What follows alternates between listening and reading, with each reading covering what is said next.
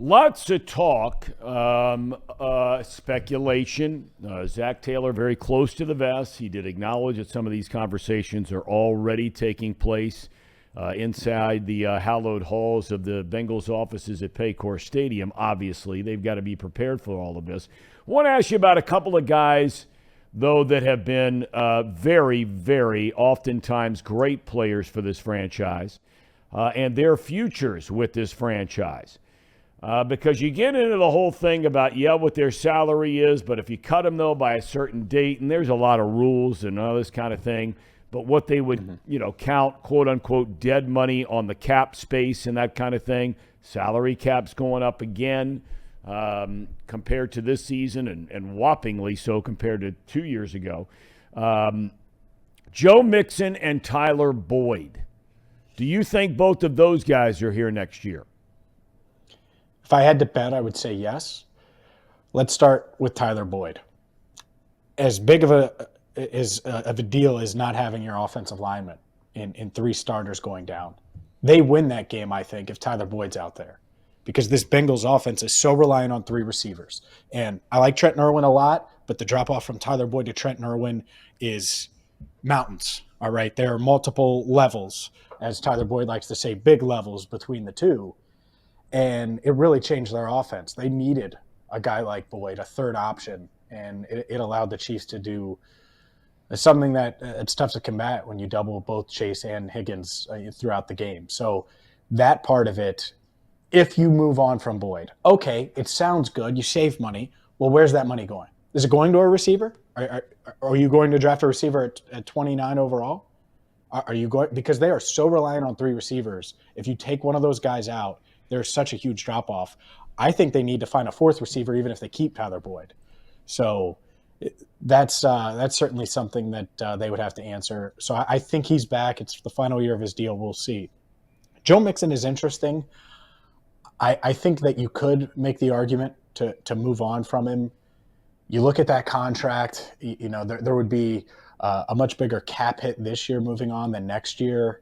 That one's much closer. I think you could easily make the argument that you bring back Piron at a team-friendly deal, maybe Travion Williams, or you sign another veteran and you draft a guy, you could get similar production with a committee approach, which they kind of had throughout the season anyways. But knowing the Bengals, knowing what Joe means in that locker room, I would lean towards him being back. But that one's closer to me.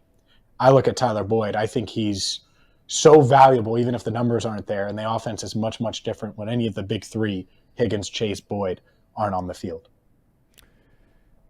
When I look at the final four teams that were in conference championship games this year, it is as glaring as the sun on a beautiful day. The one thing the Bengals do not have that everybody else had was a dominant difference-making defensive lineman / linebacker that could get to the quarterback regularly. Now, Hendrickson did that for 2 years. We know he broke his wrist this year. He was a complete non-factor, and I mean non-factor, in the final four games that he played in this year. Hubbard's a guy that's a good, solid, rock-solid player. That's not his M.O. as far as being a big pass rusher. Reeder gives you some push and all that kind of thing in the middle. And Osai looks like he has a chance to come on. But with all of the decisions the Bengals have to make this offseason, James, do they need to go get, and maybe there's not one out there. I don't know. I don't know who's a free agent or who might get cut. Is there a guy, or should there be the approach that they need to go get a guy? Sure, absolutely. I think whether that's in the draft early, and maybe that's with the 29th pick of the first round, or it's another edge rusher, another pass rusher to get to the quarterback, that is what this defense is missing. And Joseph Osai came on and was really good against the Chiefs. And I know everyone looks at the penalty, but he was really good if you go back and you watch that game. And Cam Sample came on towards the end of the year. Zach Carter flashed some. But I don't think any of those guys are what you're describing, right? And so, Hendrickson, he's your guy. But you need another guy of that level. And it's really hard to find them. No doubt about it. It's really tough. That they have a lot of decisions to make on defense, but I think that's one of them where you still have a couple of years of benefit of having Joe Burrow on a rookie deal. That fifth-year option is still going to be you're still going to be able to squeeze some dollars in the cap, in under the cap. And so do you go after an edge rusher that can be a difference maker? I say you do. And the Bills were able to do that with Von Miller last year. It didn't work out, but this Bengals team is, to me, closer than the Bills were this year. Clearly, from a physicality standpoint, the Bills just were not that in the trenches by the end of the year. I think this Bengals defense, that's the one thing they're missing. And there's a lot of focus on corner and focus on different spots. But if they could add another pass rusher, whether it's interior or on the edge, I think that would go a long way towards helping this defense take another step, even though they'll lose some guys in free agency. Walk me through the trio in the secondary. Everybody knows Awuzie is coming back. He was injured much earlier and thus has a jump on his rehab to be ready to go come July, August, whatever. Eli Apple, Von Bell, Jessie Bates. Any of them back next year? All of them back? Two of them back? One of them back? What do you think? All right, let's go in order. Jessie Bates, I just don't see a path. They've negotiated for 2 years. Clearly, the Bengals have an idea of what they're willing to pay Bates. Clearly, his agent, David Mulligetta, has an idea of what he wants to get Bates on the open market, and they're about to get to the open market because there's no way the Bengals place the franchise tag on him. It would be $14 million plus the extra percentage since they tagged him last year. So I think he becomes a free agent. I think he maxes out and ends up signing elsewhere. As for the other two, I think it's interesting. And let's talk about Von Bell for a second, and then we'll get to Eli Apple. Von Bell, he was kind of an under-the-radar signing that the Bengals didn't necessarily plan on making in 2020, and he was still out there, and they're like, heck, let's go get Von Bell. 3 years, $18 million, $6 million a year, and he's been a huge part of their locker room, huge part of their defense. What's his market? Because this is going to be his last prime year. You get the last 3 years of his prime, essentially. Is it the same? Is it 3 years, $18 million? Is it 3 years, $21? Because if so, I want Von Bell around. Does he get into the $10 million per year range? I'm not sure he does. And so his market's tougher to judge, but I think they would like to have him back. At the same time, you have Dax Hill, you have Tyson Anderson, you have safeties, young safeties that you believe in. But a tandem of Dax Hill and Von Bell makes a lot of sense to me in 2023. So I certainly think the path is open for him. And then Eli Apple is really interesting because you get the sideshow that comes with him and the tweets and the dancing and all of those things, the waving to fans and everything that comes with Eli. But I thought he was pretty good this year. Yeah, I did too. And so what is his market? Do other teams want Eli Apple to deal with all of that? Does Lou Anarumo stay or go? I think that part matters as much as anything when it comes to Eli's future. If Lou is still in town, I think there's a decent shot that Eli's back, even though right now it kind of seems like they might move on. I don't think they love the social media stuff and loved all of his antics, but he played pretty well. And so if you can get him at a bargain deal again, it's hard to find a veteran corner that can play at that type of level for a bargain. And so I certainly think there is a path. It might not be super likely, but there is a path for him to come back. Jermaine Pratt is a free agent, James, and everybody knows the video that went viral walking off the field, and I have a hard time holding guys accountable for that kind of stuff just because of emotions. I mean, you've been going every day for months and months and months, and you lose the way they did and the things that happen. And, I tend to give guys a lot of rope on that. Some people don't. Do you think that will affect his future with the Cincinnati Bengals in making a decision on whether or not to bring him back here? No, I don't think so. And by the way, he was right. That's the thing everyone wants to, oh man, what a bad team. Oh yeah, don't hit the top quarterback in the league on the sideline. Like, I get it's frustrating and it sucks to hear. And he did it where someone recorded a video and it posted it, but he's also right. Don't make that play and put yourself in danger there. And that's the part not many people are willing to say. And I get it. It sucks for Joseph Osai, but you don't want to put the game in the hands of the officials, clearly. I think we've learned that now. And I think Osai has learned that. That said, I don't know. I think that the interesting thing about Pratt is he clearly doesn't love the way he was used this season. Multiple times going to social media talking about how he was a 3-down linebacker, how he should be out there. And so clearly the Bengals view him one way. He views himself another. And are the Bengals willing to pay a 2-down linebacker? And that's how they view him. They played him on 3rd down some, but 2-down linebacker, the money he's going to want to get, even though he views himself as a 3-down linebacker. I don't think so. So I think he's going to find more money on the open market, and he's one of those guys that'll leave, and they'll look at maybe extending Logan Wilson, who's eligible for an extension this offseason. But as far as that, the locker room, yelling at the end there, I agree with you. I think it's just emotion. I don't think they'll hold that against him.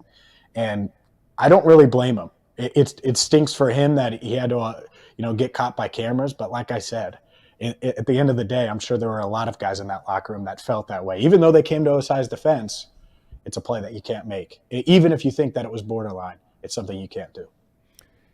If the staff remains intact, and, on Monday, I watched, you were there, I'm sure, I watched the entire Zach Taylor press conference, and he talked about, his coordinators in Anarumo, Callahan, and Simmons on the special teams, that all of them have been there together through some bad days. Yeah. They're very young men. I think oftentimes we forget that as far as just age and obviously experience in these current roles, and they continue to grow.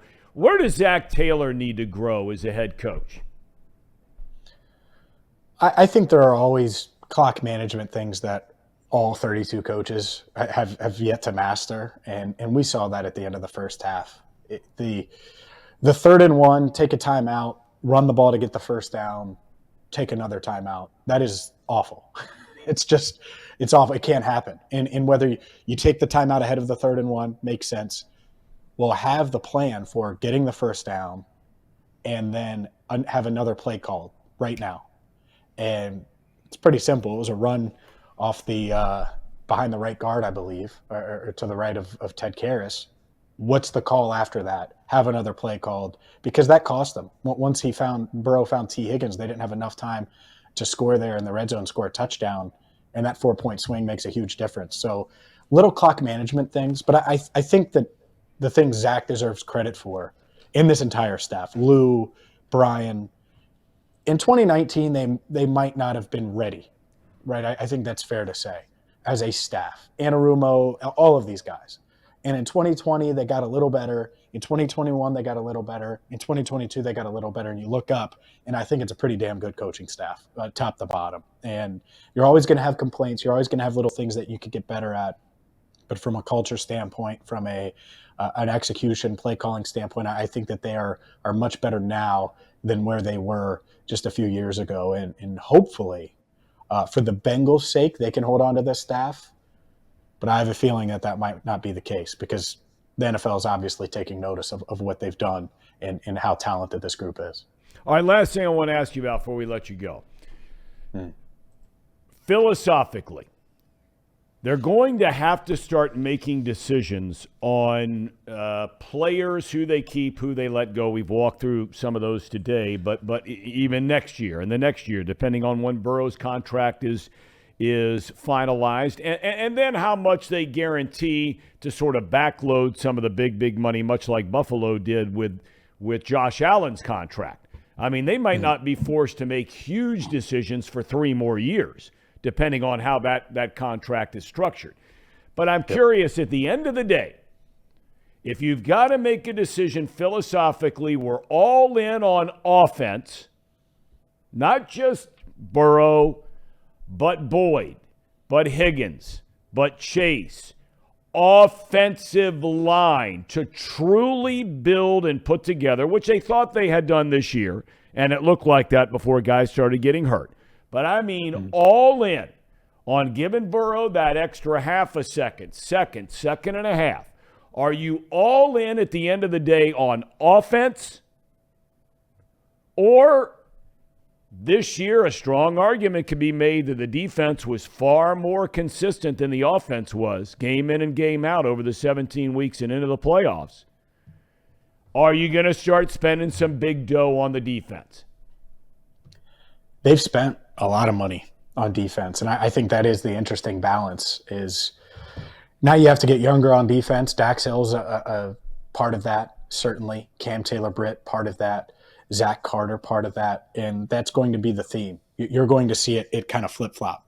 And offensive line-wise, they do need to start building a pipeline where you get young guys in that you feel like you can rely on. But they could use another veteran, no doubt about it, in free agency. If you could add another free agent offensive lineman, I would certainly be open to that. And in position-wise, we could debate it and go back and forth about it, but certainly open to that idea. I think it's a balance, but look at what the Chiefs did. You know, they're all in on offense.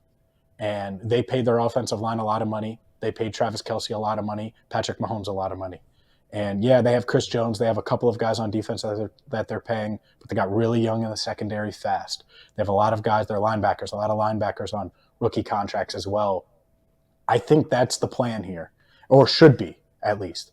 Boyd is not going to be around. Now, he might be around next season, but long-term, I don't think that they necessarily extend him. But can you keep this core together of Higgins, Chase, and Burrow? I think you can, but you're going to have to get younger and cheaper at running back, cheaper or remain cheap at tight end.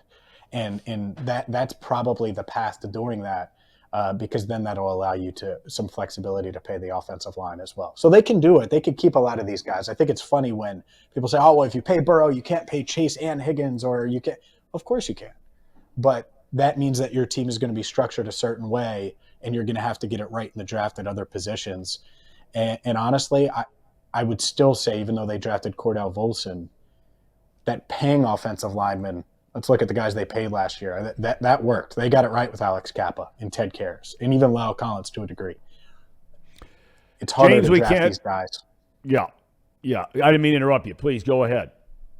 It's harder to draft these guys. So we'll see what they do there as far as they build the offensive line.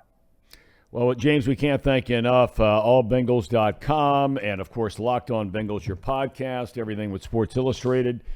We can't thank you enough for your time and your expertise, and thanks for your time today. We appreciate it, my friend. No problem. Appreciate you having me. Thanks, Thom.